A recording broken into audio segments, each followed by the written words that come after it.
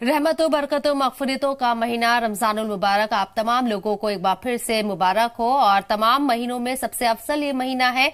इसमें क्या चीज हमें करनी चाहिए, क्या एहतियात बरतनी चाहिए, तरावी की हम बात कर रहे हैं। तरावी को लेकर क्या हुक्म है, इस पर भी हम बात कर रहे हैं। तमाम लोग हमारे साथ बने हुए हैं, उन्हीं का रुख करते हैं। मौलाना इश्तियाक अहमद कादरी साहब हमारे साथ मौजूद हैं। मौलाना साहब, मेरा सवाल आपसे है, क्या तरावी को एक बार शुरू करने के बाद बीच में ब्रेक किया जा सकता है, यानी कि बीच में छोड़ा जा सकता है तरावी को? क्योंकि बहुत सारे लोग जो है खरीदारी में मशगूल हो जाते हैं, इसकी खरीदारी में मसरूफ हो जाते हैं, और जो लोग ऐसा करते हैं उनके लिए क्या हिदायत है? ना, बहुत खूबसूरत सवाल है आपका।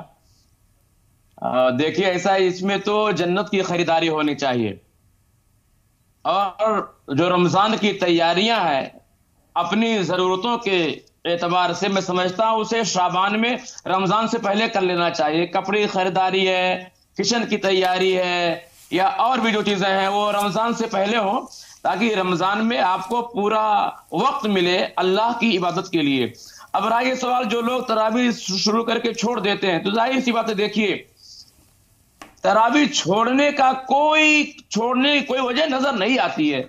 तरावी जिस वक्त होती है वो रात का वक्त होता है, आप अपने तमाम जरूरियात से फारिग हो जाते हैं, ऑफिस बंद हो जाती हैं, कारोबार का वक्त खत्म हो जाता है।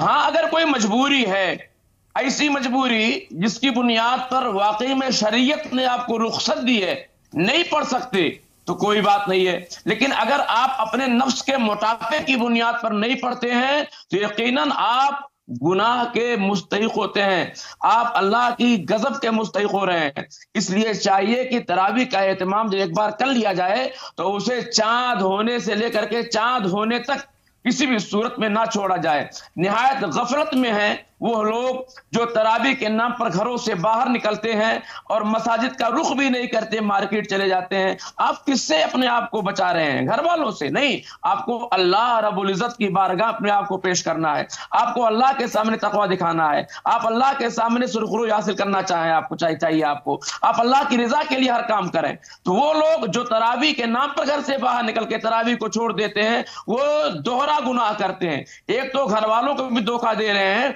और दूसरा तरावी के नाम पर निकलकर मस्जिद न जा करके और अलग जगहों पर चले जा रहे हैं। तरावी छोड़ने की कोई वजह नजर नहीं आती। अगर शरा के अंदर ऐसी कोई आपके अंदर परेशानी या उज़्र लाइक हो रहा है जिसकी बुनियाद पर नमाज ही नहीं पढ़ सकते हैं, नमाज से माजूर हैं, तो तरावी भी एक नमाज है, आप नहीं पढ़ेंगे, अल्लाह के आपको रुख्सत हो जाएगी।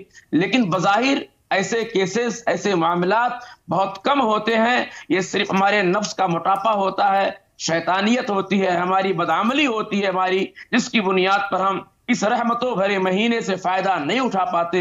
हमको तो कुरान पाक की उस तिलावत में शामिल होकर के अल्लाह और रसूल की रजा हासिल करनी चाहिए, ना कि अपना वक्त फालतू गुजारना चाहिए। आप देखें जरा, रमजान मुबारक के अंदर ये अजीम इनाम अल्लाह का है, और सबसे बड़ा इनाम यह है कि एक का 700 गुना अता फरमा रहा है, एक का 700 गुना अता फरमा रहा है। दूसरा सबसे बड़ा इनाम यह है कि वो रोजे का जजा खुद अता फरमा रहा है। और जब रोजे में हलाल चीजों पर पाबंदी लग गई, आप तैयबो ताहिर चीजें खा नहीं सकते, हलाल चीजों के करीब नहीं जा सकते, तो जाहिर सी बात है हराम बदर्जे औला हराम हो जाएंगी। इसलिए हमें कोशिश करनी चाहिए कि हम अल्लाह और रसूल की रजा के लिए एक बेहतरीन शेड्यूल 30 दिन का बना लें, पूरे रमजान का बना लें, जिसमें ज्यादा से ज्यादा वक्त नमाजों के अंदर, तरावी के अंदर, तिलावत कुरान के अंदर, सदकात के अंदर, खैरात के अंदर, दूसरों की दिलजोई के अंदर गुजारें। इसीलिए मना किया गया है कि रोजादार को ज्यादा सोना भी नहीं चाहिए कि वो सो करके रोजा गुजारे, उसे इसका एहसास होना चाहिए अपनी कमजोरी की बुनियाद पर, भूख की बुनियाद पर, कि मैं रोजे से हूं, ताकि अल्लाह रब्बुल इज्जत की खुशनुदी को हासिल कर सके।